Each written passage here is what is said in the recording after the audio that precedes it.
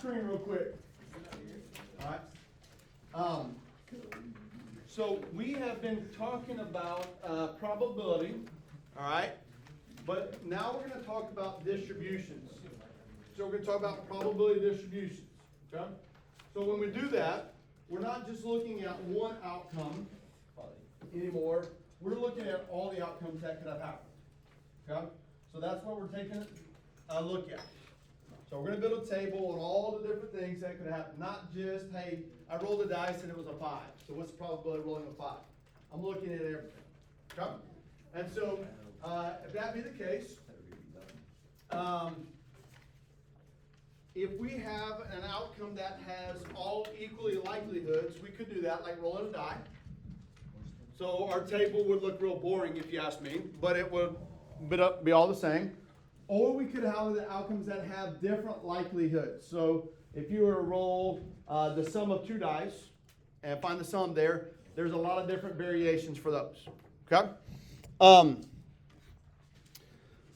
We have what is referred to as random variables. So that's what we're looking for in this problem. We're looking for the random variables. We're looking for the outcomes.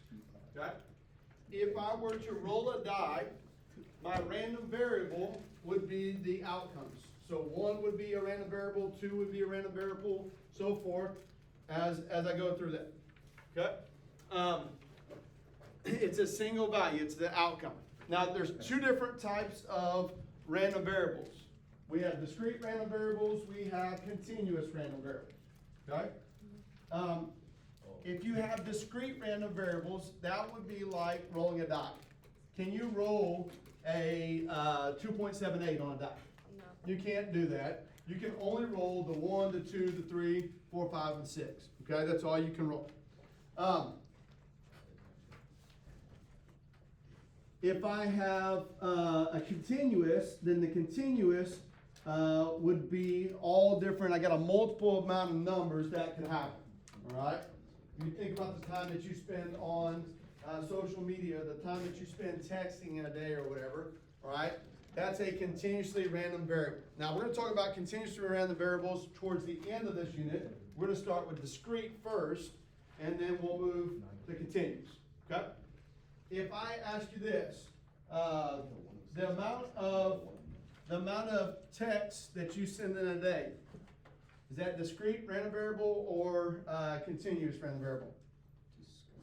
That would be discrete. If I can count them, right, the amount of text, that would be discrete. If I say how much time that you talk on the phone in a day or how much time that you text, then that would be a continuous. All right? What about this? The amount of shoes that a shoe store sells in a day. Discrete or continuous? Discrete. All right? Yeah, that would be discrete there. All right? What if I said the distance that the Earth is from the sun? Discrete? Wait, no. It would probably be more continuous. Not changing, right? Now, the thing about the orbit of the sun, though, is there a high and is there a low? The farthest that we are from the sun, right? Yeah. It's in the wintertime because we're farther away, it's cooler, all right? And then the warmest we are is during the summer, we're closer, all right? But how many different distances are there between the high and the low? A lot, an infinite amount, right? How many different numbers are there between 1 and 2? A lot of numbers. I don't want to do them all. There are a lot of decimals, a lot of fractions, and all that kind of stuff there. And so we have that as you're going, okay? And so that's what we're talking about there. Now, let's do this real quick. A probability distribution. If I were to roll a die, here's how a probability distribution table looks. We say X. X is the outcome, all right? P of X is the probability of X. Okay? So when I roll a die, what are the different discrete random variables I could have? A 1, 2, a 3, a 4, a 5, and a 6. So those are all my outcomes. 1, 2, 3, 4, 5, and 6. Okay? What is the probability of rolling a 1? 1 out of 6. What's the probability of rolling 2? 1 out of 6. So forth, all the way through. Okay? So like I said a while ago, that's a uniform probability distribution table. It doesn't look very fun, looks real boring. But that's what it would look like right there, okay? Now, I could take that. I think in your notes it says this as well. It shows you this. They have a probability distribution table that is vertical here, all right? So we're going to have that as well, all right? Normally I write mine horizontally, all right? But I could also graph this as well here. What is this the graph of? Is this a bar chart or a histogram? Bar chart. Why? Because it's not connected. It's got the gaps. It's not connected together.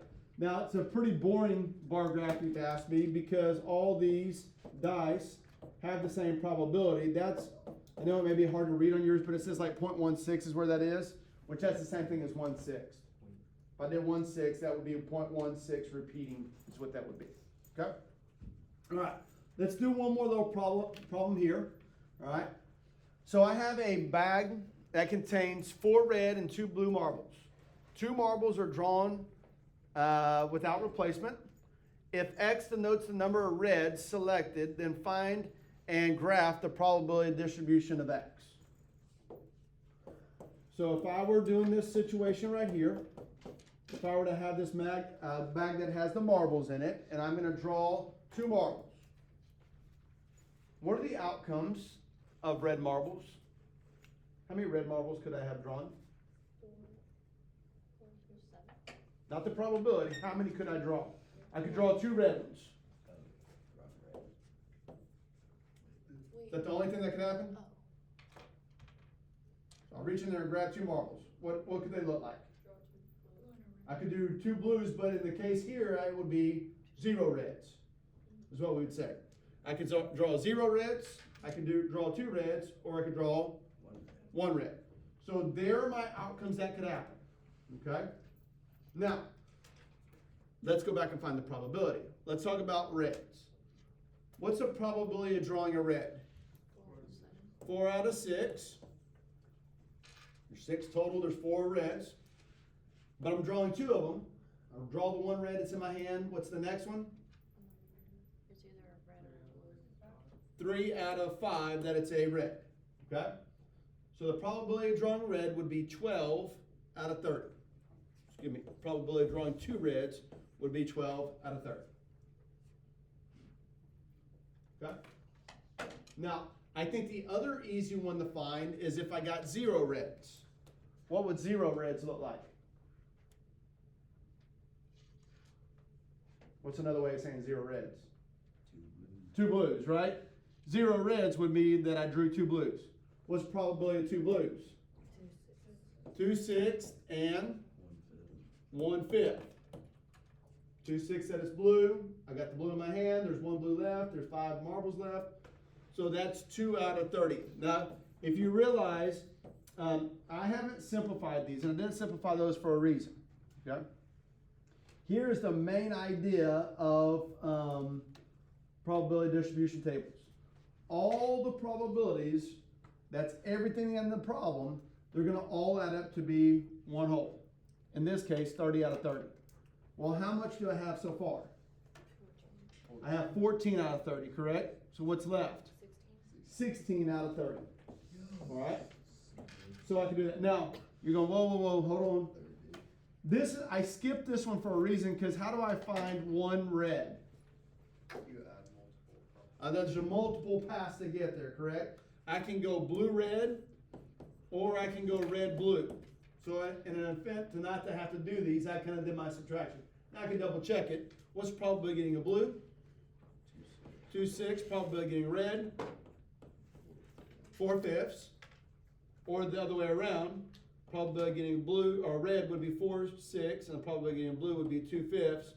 What do you know about both of these when we multiply them? Wouldn't they just equal 1? They're the same thing, correct? It's 8 over 30. So I got an 8 over 30 plus another 8 over 30, which is 16 over 30. Okay? So I can kind of shortcut there. Now, if I were to draw this, would this be a discrete or a continuous situation? discrete, cause I got 0, I got 1, I got 2, alright? The probability of getting a 0 would be very low. Probability of getting 30 would be up a little higher. Probability of getting a 2 or getting 1 would be higher. Probably getting 2 would be a little bit in between. There's what that graph would look like. Looks like we're merging the last few years. We kind of are. We are. Yep. All right. That's where I'm going to stop today. I'm going to now go over the other test from yesterday.